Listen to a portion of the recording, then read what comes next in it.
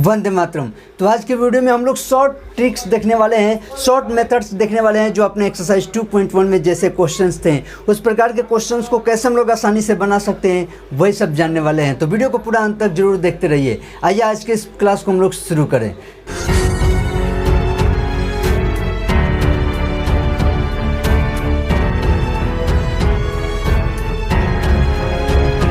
तो हम लोग देखें जैसे कि ये अपने क्वेश्चंस हैं तो इनको कैसे हम लोग आसानी से बना सकते हैं। तो सबसे पहले जैसे कि मैं इसका कुछ आंसर्स आपको लिख के समझा देता हूँ। जैसे मान लीजिए मैं स्टेप समझाऊंगा कि कैसे कैसे हो रहा है, ठीक है। साइन इनवर्स 1/√2 है, ये देखते ही हम लोग को हो गया कि भाई ये π/4 है, इसमें कोई टेंशन नहीं है।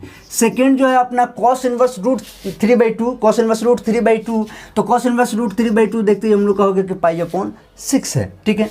3 नंबर जो हम लोग का क्वेश्चन है वो कहता है सेक इनवर्स 2/√3, ये π/6 है, इसमें कोई टेंशन नहीं है।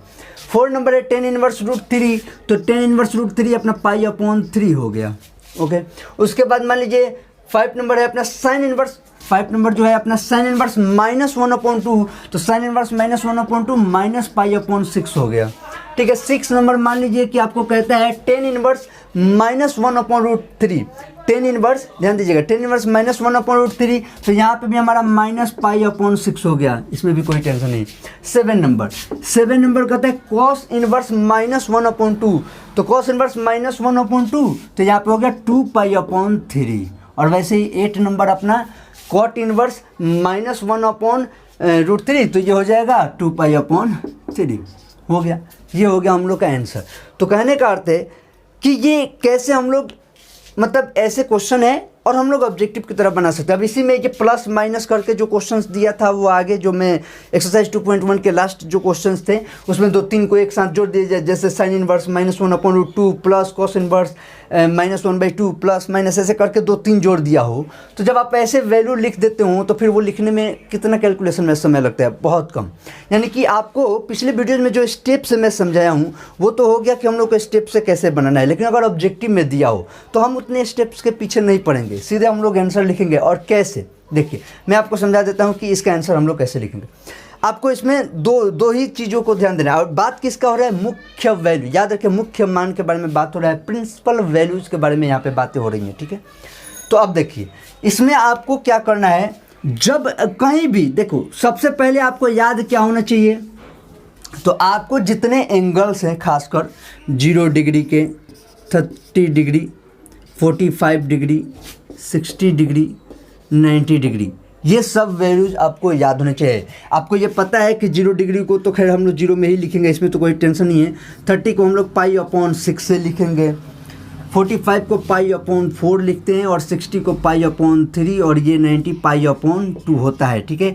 ये सभी छोटी छोटी बातें तो आपको 11th में ही सब कुछ आप सीख चुके हैं। एंगल्स के लिए ये सब चीज़ें आपको तो आता ही है और आना भी चाहिए, इसमें कोई नई बात तो है नहीं।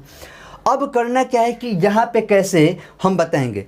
देखिए सिंपल इन्वर्स ट्रिग्नोमेट्री है, इन्वर्स के लिए पढ़े। यहाँ पे क्या होता है, तो यहाँ पे अगर मैं आपसे कहता कि जैसे कि साइन 30 डिग्री यानी कि π/6 के लिए मैं बात करूँ तो आप कहिएगा 1/2, साइन 30 में बात किया तो आप कहिएगा 1/2। तो ऑब्वियस है कि इसी को अगर मैं ऐसे लिख दिया कि साइन इनवर्स 1/2, तो इनडायरेक्टली हमसे साइन का कितने एंगल का मान होता है 1/2 यही पूछ रहे हैं ना। तो हम जानते हैं π/6, साइन π/6 होता है 1/2। तो अब क्या करना है, पॉजिटिव वाले में ज़्यादा लफड़ा होता नहीं है, निगेटिव वाले में कन्फ्यूजन ज़्यादा होता है। पॉजिटिव में हमको भी पता है लड़के को किसी को कहीं पे दिक्कत नहीं होता है, उसमें सिर्फ एंगल ध्यान रहा आप लिख दिए। नेगेटिव में प्रॉब्लम होता है, तो समझिए पॉजिटिव में तो सीधे एंगल लिख देना है। जैसे यहाँ पे था कॉस इनवर्स √3/2, तो सिंपल हमें सोचना है कि कॉस के कितने डिग्री का मान √3/2 होता है, तो कॉस में कितने डिग्री का मान √3/2 होता है उसे रेडियन में हमें लिखना है। तो रेडियन में हमारा π/6 है, डिग्री में 30 डिग्री, ठीक है, इस तरह से। तो रेडियन में यहाँ पे सिर्फ आंसर लिखना होता है, उसमें आपको तो आंसर रेडियन में लिख दें, डिग्री में लिखना होगा डिग्री में लिख दीजिएगा, ठीक है। वो तो डिपेंड करता है कि हमारा ऑप्शन कैसा है। चलिए, तो पॉजिटिव वाले में लफड़ा नहीं, कहाँ प्रॉब्लम हुआ, निगेटिव। तो समझिएगा निगेटिव के लिए आपको 2 चीज़ों को ध्यान रखना होगा।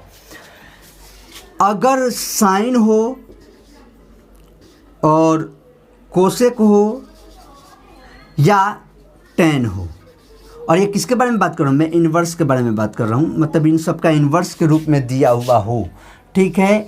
तो ये तीनों ही में से कुछ भी पूछा हो अगल में साइन इनवर्स, यहाँ पे आप कुछ भी हो बाद में, यहाँ पे मान लीजिए एक्स, यहाँ पे भी एक्स, यहाँ पे ऐसे एक्स, ऐसा कुछ भी है तीनों में। तो इसके लिए सिंपली जो एंगल सोच रहे हो यहाँ पे, जैसे ये थीटा हम लोग सोच रहे हैं ना, थीटा की कितने एंगल का, जैसे यहाँ पे हुआ साइन, यहाँ पे जैसे देखो साइन इनवर्स 1/2 है, तो मैंने कहा कि साइन का कितने डिग्री का मान 1/2 है, तो आपने कहा π/6। तो यहाँ पे सिंपली थीटा लिख दिया जाता है, पॉजिटिव में थीटा का थीटा लिख दिए। पर जब भी यहाँ पे बात आएंगी तो इनमें माइनस थीटा लिख देना है, वो मैं आपको समझा दे रहा हूँ ये क्या कहना चाह रहा हूँ, ठीक है। अभी पहले सिर्फ एक बार देख लीजिए। उसके बाद अब हमारा क्या बच गया, अगर मान लीजिए कॉस इनवर्स है, ठीक है, सेक इनवर्स है, यानी कॉस इनवर्स एक्स है, सेक इनवर्स एक्स है, या कॉट इनवर्स एक्स आपको कहीं दिखे, ये तीनों कहीं पे हो, तो इनके लिए हमें π-θ कर देना है, बात खत्म। यही दो काम, यहाँ पे थीटा कर देना है, यहाँ पे π-θ कर देना है। थीटा कौन, वो एंगल है, वो एंगल जो आ रहा है, ठीक है। मतलब निगेटिव को, वो जो सिम्बॉल्स हैं उनको छोड़ दो और जो भी वैल्यू हैं उनको लिख देना है, ठीक है। अब मैं इसको और अगर अच्छे से आपको बता दूं तो यहाँ पे चूंकि निगेटिव के लिए बातें हो रही हैं तो हम लोग यहाँ पे ऐसे कर सकते हैं, माइनस के लिए मैं आपको यूज कर देता हूँ। माइनस अगर मैं यहाँ पे दिखा दूँ तो और ज़्यादा अच्छा लगेगा, क्योंकि माइनस के लिए ही स्पेशली समझा रहा हूँ। तो माइनस अगर मैं लिख दिया तो और ज़्यादा उचित होगा। अब देखिए, तो साइन इनवर्स -x का रूप हो, कोसेक इनवर्स -x का रूप हो, टेन इनवर्स -x का रूप हो तो -θ कर दीजिए। कॉस इनवर्स -x का रूप हो, सेक इनवर्स -x का रूप हो, या कॉट इनवर्स -x का रूप हो तो π-θ कर दीजिए। समझते हैं, जैसे कोई भी एक लेते हैं, मान लीजिए ये साइन इनवर्स -1/2, क्या है, साइन इनवर्स -1/2। तो सबसे पहले हमें इस निगेटिव को छोड़िए, क्या लिखा है निगेटिव में, हमें सिर्फ इतना पता चलना चाहिए कि साइन के कितने डिग्री का मान हमारा 1/2 होता है, या रेडियन में कितने का मान 1/2 होता है। तो हम जानते हैं 30 डिग्री, और रेडियन में π/6। तो हमको थीटा की जगह पर क्या मिल गया, π/6। ये थीटा हमारा मिल गया कि साइन 1/2 सिर्फ किसका होता है, π/6 का। लेकिन यहाँ पे निगेटिव की बातें हो रही हैं, तो मैंने क्या कहा कि निगेटिव वाले में सीधे -θ शिफ्ट कर देना है, तो थीटा में माइनस लगा दीजिए, ये हो गया हम लोग का आंसर। बात को पकड़ में आ रहा है। चलिए मैं दूसरा ट्राई करवाता हूँ। मान लीजिए कॉस वाला एक लेते हैं, 7 नंबर, कॉस इनवर्स -1/2। तो 7 हम कॉस इनवर्स -1/2 लेते हैं। अब यहाँ पे समझिएगा ध्यान से, सबसे पहले कॉस इनवर्स माइनस के रूप में है, -1/2 है, तो पहले माइनस को छोड़िए। 1/2 किसका होता है, कॉस में कितने एंगल का मान 1/2 होता है। तो 1/2 अगर रेडियन में हम लोग का बात करेंगे तो वो हमारा हो जाएगा π/3, 60 डिग्री, यानी कि कॉस का बात हो रहा है, कॉस 60 हमारा हो जाता है। तो कॉस 60 को हम रेडियन में π/3 करते हैं, तो कॉस π/3 इक्वल टू होता है 1/2। यहाँ पे आपको एंगल से ये सब ध्यान, कॉस π/3 इक्वल टू होता है 1/2। तो π/3 हमको थीटा मिल गया, तो π/3 लिख दिए। लेकिन मैंने क्या कहा कि अगर निगेटिव है और किसकी बात हो रही है, कॉस की, तो देखिए कॉस हो, सेक हो, कॉट हो, तो इसका आंसर कैसे हो जाता है, π-θ। यानी कि ये तो थीटा है, तो इसमें से क्या कर देना, π-θ लिखना है, क्या, π-θ। अब इसका बट्टा का जोड़ सिंपली आप कर दिए तो ये क्या हो गया, 2π/3 हुआ ना, 3 एकम 3, ठीक है। मतलब ऊपर 3π - π, 3π में π गया 2π, तो ये बटा घटाव तो आता ही है, तो तुम्हें तो कोई दिक्कत नहीं होना चाहिए। तो ये हो गया आंसर आपका। देखिए 2π/3 आपका यहाँ पे। अब कॉट के लिए जैसे देखते हैं, 8 नंबर कॉट के लिए समझ लेते हैं। अब मान लीजिए यहाँ पे कॉट इनवर्स -1/√3, कॉट इनवर्स -1/√3। अब कॉट इनवर्स -1/√3, तो सबसे पहले कॉट वाले में यहाँ से आइए या पहले एंगल लिखिए, आपकी जो मर्जी, यहाँ से पाई माइनस कर दीजिए, थीटा लिखिए, या फिर 1/3 का पहले याद कर लीजिए। तो 1/√3 कितने का पहले कॉट के रूप में होता है, उसको सबसे पहले आपको सोच लेना है। तो उसका हमारा हो जाएगा आराम से π/3, फिर हमारा तो π/3 हो गया। लेकिन क्या करना है, तो π-θ करना है ना, π-θ, ये क्या है, थीटा हो गया ना, तो π-θ, तो π-θ। अब इसको भी सॉल्व किया तो 2π/3। इस तरीके से आप इसका आसानी से आप वैल्यूज़ बता सकते, कोई भी यहाँ पे कोई इसमें से, और यही नहीं, कोई भी आप अपने से भी कोई भी वैल्यूज़ को लीजिए और उसको चुनिए, तो आराम से आप यहाँ पे बता सकते हैं। पॉजिटिव में तो कोई लफड़ा ही नहीं है, पॉजिटिव में तो सिंपल जो आ रहा है वो थीटा एंगल जो है वो लिख देना है, कोसेक इनवर्स एक्स वो जो थीटा आ रहा है वो लिख देना है, टेन इनवर्स एक्स सिर्फ थीटा लिख देना है। जैसे पॉजिटिव में क्या था, अगर यहाँ पे साइन इनवर्स -1/2 के बजाय आपसे साइन इनवर्स 1/2 कहता तो आप सीधे लिख देते π/6, यहाँ पे कोई लफड़ा है, कोई दिक्कत नहीं है। तो सिंपल जब निगेटिव नहीं है तो सिंपल वो एंगल हम लिख दिए, लेकिन जब निगेटिव है तो क्या कर देना है, माइनस थीटा, ये जो थीटा है इसको माइनस कर देना है। और अगर कॉस सेक कॉट के साथ है तो पाई माइनस थीटा कर देना है। अब इसमें का कोई भी क्वेश्चन है, कोई भी सब वैसे ही बना है, ठीक है। अब यहाँ पे आपको क्या करना है, मन में कैलकुलेशन जल्दी जल्दी करना है। अब जैसे इन आंसरों को एक बार वेरीफाई करते हैं। साइन इनवर्स 1/√2 तो 45 डिग्री होता है, पाई/4 हो गया, काम खत्म। अगर यहाँ पे निगेटिव में लगा देता तो माइनस पाई/4 हो जाता है, इससे ज़्यादा कुछ नहीं। यहाँ पे कॉस इनवर्स √3/2 पाई/6 हो गया, यानी कॉस पाई/6 √3/2 होता है ना, तो कॉस 30 डिग्री होता है तो पाई/6। लेकिन अब यहीं पे अगर मैं माइनस लगा के एक नेक्स्ट क्वेश्चन कर दूं, यहाँ पे अगर माइनस लगा दूं तो आप भी जानते हैं क्या हो जाएगा, माइनस लगाते ही यहाँ पे पाई माइनस थीटा हो जाएगा। क्या, पाई माइनस थीटा हो जाएगा, तो 6 पाई में से पाई जाएगा तो 5 पाई/6 बन जाएगा, ठीक है। तो इस तरीके से इसको हम लोग को चेंज करना है। अब 3 नंबर में सेक इनवर्स 2/√, तो इसी का उल्टा है, तो यहाँ पे पाई/6, इसमें तो कोई दिक्कत ही नहीं है। 4 नंबर में 10 इनवर्स √3 पाई/3 हो गया। लेकिन अगर यही 10 इनवर्स माइनस √3 कह दिया जाए, यहीं पे कह दिया जाए 10 इनवर्स माइनस √3 तो क्या हो जाएगा, 10 इनवर्स √3 कितना आया था, कहाँ गया, 4 नंबर, पाई/3 था तो माइनस कहाँ है, 10 वाले में क्या हो जाता है, खाली माइनस थीटा, तो माइनस पाई/3 आंसर। इस तरीके से आप किसी भी क्वेश्चन को, कोई भी क्वेश्चन है आप बना सकते हैं। अपना जो एक्सरसाइज में भी जो क्वेश्चन था वो NCERT बुक में जो अपना था ना, रुको, एक क्वेश्चन जो प्लस माइनस में था, मैंने कहा था कि ये भी बड़ा क्वेश्चन नहीं है, इसको भी आप लोग आसानी से बना सकते हैं।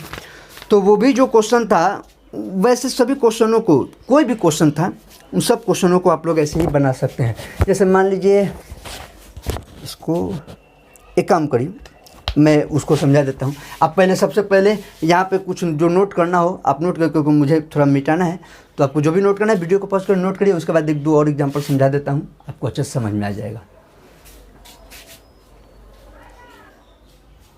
अब ये जैसे कि अपने यही क्वेश्चन नंबर 11 और 12 जो था अपना NCERT में, ये 11 नंबर क्वेश्चन था और ये 12 नंबर जो क्वेश्चन था, तो ऐसे बनाने के लिए कितना लंबा से प्रोसेस से बना था, जैसे आप देखे भी होंगे। अब यहाँ पे अब आपको जब कैलकुलेशन आपको इजी आ गया है, तो अब आप देखिए कितनी आसानी से बना सकते हैं। 10 इनवर्स 1 का हम जानते हैं पाई/4 हो जाएगा, प्लस कॉस इनवर्स -1/2 सीधे निगेटिव वाला हो तो पाई माइनस थीटा करना है, तो पाई माइनस पाई/3 हो गया, यानी कि 2 पाई/3 हो गया, प्लस यहाँ पे साइन इनवर्स -1/2, तो 1/2 के लिए पाई/6 वाले, लेकिन साइन है तो माइनस थीटा करते हैं, यानी कि माइनस पाई/6 हो जाएगा, तो प्लस माइनस माइनस यहाँ पे सीधे पाई/6 कर दिया। अब इसका सीधे हम लोग अपना जो एलसीएम की तरह से था, यहाँ पे 12 हो गए, 4 3 12 प्लस 8 पाई माइनस भाई, तो यहाँ पे कितना होगा, 9 पाई/12, 3 3 का 9, 3 4 का 12, यहाँ पे हो गया अपना 3 पाई/4, आंसर, काम खत्म। तो अगर ऑब्जेक्टिव में ऐसा दिया हुआ है तो अब जैसे ये समझाने के लिए ये भी हम लोग को यहाँ पे लिखना पड़ेगा। ये सब आपको लिखना थोड़ी है, सिंपली आप सीधे यहाँ पे कैलकुलेट करिए और सीधे आंसर लिख दीजिएगा, काम खत्म।